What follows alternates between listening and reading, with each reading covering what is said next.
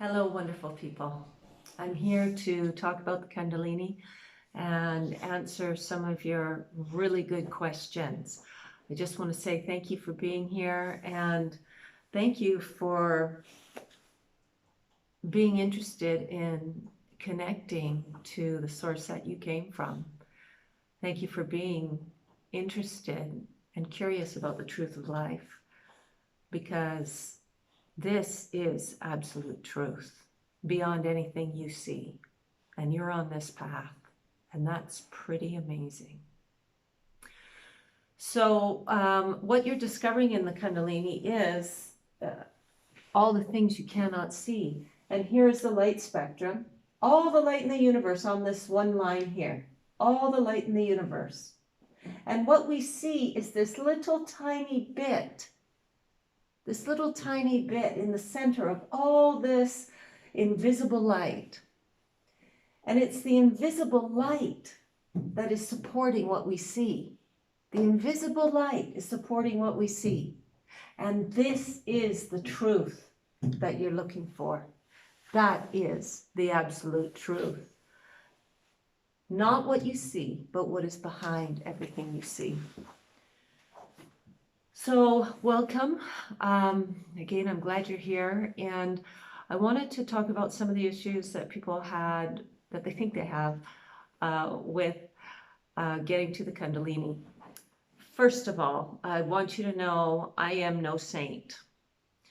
I was driven through anger. I had so much power. I was so fit. I was angry. I was determined.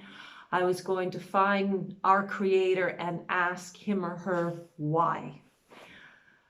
And one of the things that I felt is really important that I did for me, because the invisible force is always trying to support you,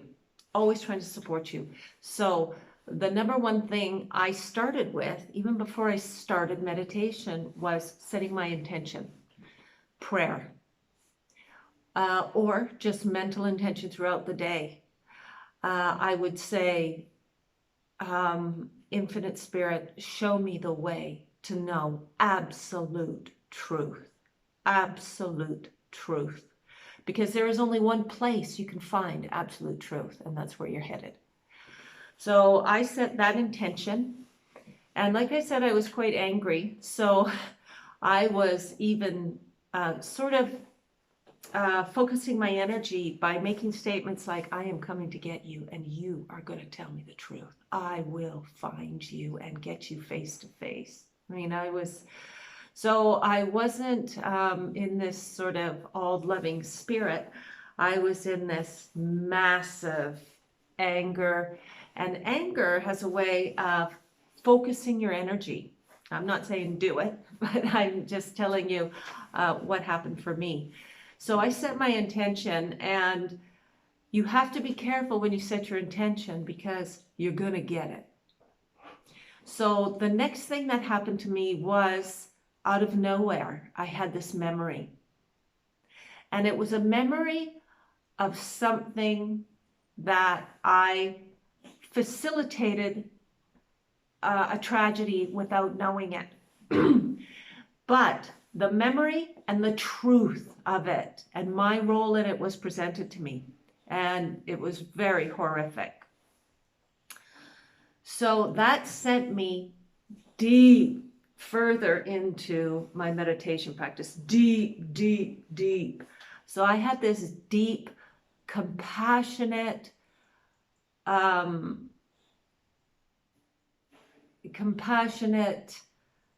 sadness for mankind. Deep, deep, deep. And as I went into meditation, many times I was crying. Just the tears I wasn't sobbing, but the tears were streaming out of my eyes like rivers. And my chest was heaving.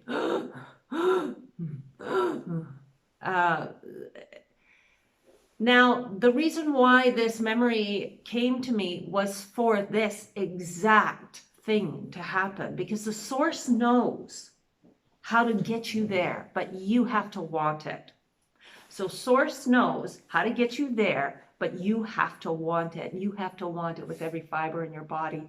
You have to be focused and have the desire, the real desire to want it. So desire is everything, because desire is going to facilitate that energy to harness and connect with all its parts and then flow through you in two directions. Okay, so that is key. Setting intention. I'm just telling you what happened to me, but I know that source energy, A, wants you there with her, and B, will help you get there. And that is the one to trust, nothing else. So you got to set your intention, really set your intention, really know what you want. This is vital. And then the next step is to follow the impulses. For me, getting into meditation, first it began with, gee, my spine, is it straight? Because that's really key. Having a straight spine so that the energy can flow up. I was instructed to lie flat on the ground. So I have scoliosis. And I was instructed to lie flat on the ground so that my spine would be as flat as it possibly could for the energy to flow through me. Remember, there is no up and down, left and right. Everything is relative, right? So in the universe, everything is relative. We only have the notion of up, down, left, right on the planet. And everything, of course, is relative to you. So this is how I began. When the memory came, first I was in my meditation practice and I was begging for truth every day. And I was trusting. I was beginning to trust. Trust is really hard for me for a variety of reasons. But I had to trust. This was the only way. And I knew it was, because there was no one else to take me there and no one else knew. So then I started with my meditation practice. I was setting intention all the time. It was the same intention delivered in a different way, but it was always the same vibration of intention. So the next thing that happened while I was in my meditation practice was the memory came, and that was it. That took me down about 100 decimals.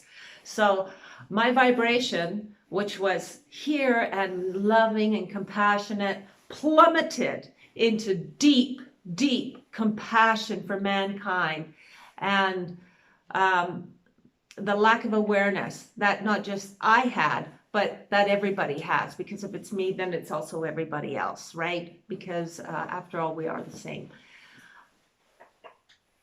The next thing that happened to me when I went into this deep, deep resonance of deep compassion was an angel visited me. Okay, now I got to tell you, I believe in metaphor, I believe in energy, and I'll tell you, I did not believe in angels. I thought angels were just metaphorical representations of some kind of energy, which they are, but they are also angels. So I was completely blown away by this. An angel appeared by my bed when I was in this deep, deep, deep, deep compassion. And as I turned to look at the angel and ask questions, because remember, I'm curious and I want answers, I felt a small tinge of fear go through me that came from me, my conscious mind, which could not believe what was happening to me. And as that tiny drop of fear came in, she dissipated. So, but it was clear as a bell, and I could feel her right there beside me, so compassionate, so loving. So, didn't believe in angels, so much I didn't believe in. I was very linear in my thinking, and so much has been revealed to me, and wow, I'm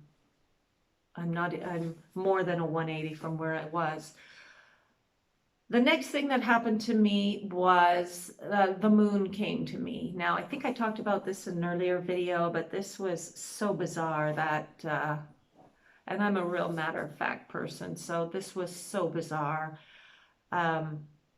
it's still difficult for me to wrap my head around it. And that's the problem, wrapping my head around it, right? Rather than just accepting with the heart and being grateful and having gratitude. As I went out into the street one day to go to the store and get some supplies, I walked out my front door and I was met by the moon, big as a skyscraper, right in front of my face. I could see all the alignments in the moon, which, by the way, are the same alignments in your body. We'll talk about this later. If you're interested, you can let me know. The moon was as big as a skyscraper out the front door, ginormous. I didn't know, and everybody was walking around business as usual. And I didn't know what to think or do. Why weren't these people doing why weren't they upset or concerned about this? And I actually walked up to somebody in the street and I asked them, can you see this giant moon right here, which was big as a skyscraper right in front of me? And the fellow looked at me like I was a mad woman and walked away very hurriedly. Understandable, totally understandable. And so the moon came to me with the altering of my psyche. What was happening there was the moon was eclipsing my sun.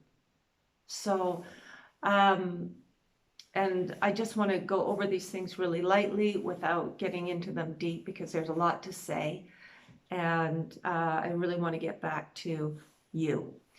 So this was a phenomena, and I'm telling you this because phenomena, I believe that same phenomena will happen to you when the two parts of your being, the sun and your moon, eclipse in the opposite way. Again, I am not a saint. This is all about the flow of energy. And setting your intention helps direct your energy, and it helps the infinite spirit know what exactly you want and provide you the clues and the directives to get there. So for me, I was super angry, really worked out for me in the end to some degree.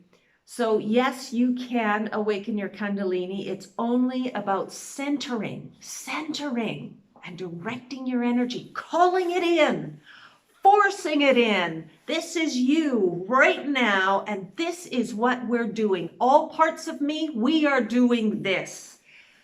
So when it comes to feeling stuck, I want you to know you're not stuck. You're not stuck. The only thing that's stuck is your conscious mind. So, but your body is not stuck. Your body wants to take you there. So set the intention. Use prayer to your advantage, and really think about your intentions. Really think about your intentions. For me, I want to know absolute truth. Show me how to center my energy. And it's so subtle. The force is so subtle, and you have to follow these little tiny clues that come into you. Okay, so I wrote these down here, so excuse me. You got to set your intention every time. Now, meditate at the same time every day. I meditated 3 times a day, 10 minutes at a time until I mastered 10 minutes. Then I went to 2 times a day for 20 minutes each. Then I went 1 time a day for, I think it was 40 minutes. Then I moved up to an hour, and then I moved all the way up to 14 hours, and then I stopped sleeping at the end of it. I just stopped sleeping. I really didn't know what to do with all my time because I was so refreshed, and I was awake in the middle of the night, all through the night. This went on for some time. But it was necessary in order to get to where I was going, which was the Kundalini. But I didn't know it at the time. I was just looking for absolute truth. I wasn't trying to do the Kundalini. I didn't care about the Kundalini. I cared about truth. All right, so make sure that you meditate at the same time every day, all right? Trust. You need to trust. Follow those instincts, as tiny as they are, as long as it's not hurting other people. Follow those instincts. If it's all about realigning your spine, you sit, and this is actually a really good exercise to do, to sit in meditation and ask yourself, am I aligned? Am I straight? Is my spine straight? And through subtle intuition, you will get your spine aligned. Now, if you're lying on the floor, what I did when I was lying on the floor, which I found to be really, really good, I've had people say to me, I keep falling asleep when I'm lying on the floor. For me, I didn't fall asleep at all because I was driven. It wasn't about sleep, it was about focusing my mind. So I was lying on the floor and I would go through each part of my body and go, okay, are you relaxed? Are you relaxed? Are you relaxed? Let's relax you, until I felt each part of my body totally relaxed. Then I would go and I would align my spine. Is my spine perfectly perfect? Is it where I need to be? Is my head where it needs to be? And I followed the intuitive, subtle nudges to get myself straight. I did that every time. I did that every time. And by the end of it, after I'd finished the Kundalini, I was leaving my body at will and going back. Okay. You have to show that you trust. You have to show the infinite spirit that you trust, your inner guide, right? Infinite spirit, your inner guide. Two of the same things connected. Everything is connected. And show that inner voice, that inner being, that true part of you that is really running your ship, that you trust, okay? And in the beginning, you might hear the voice. I heard the voice,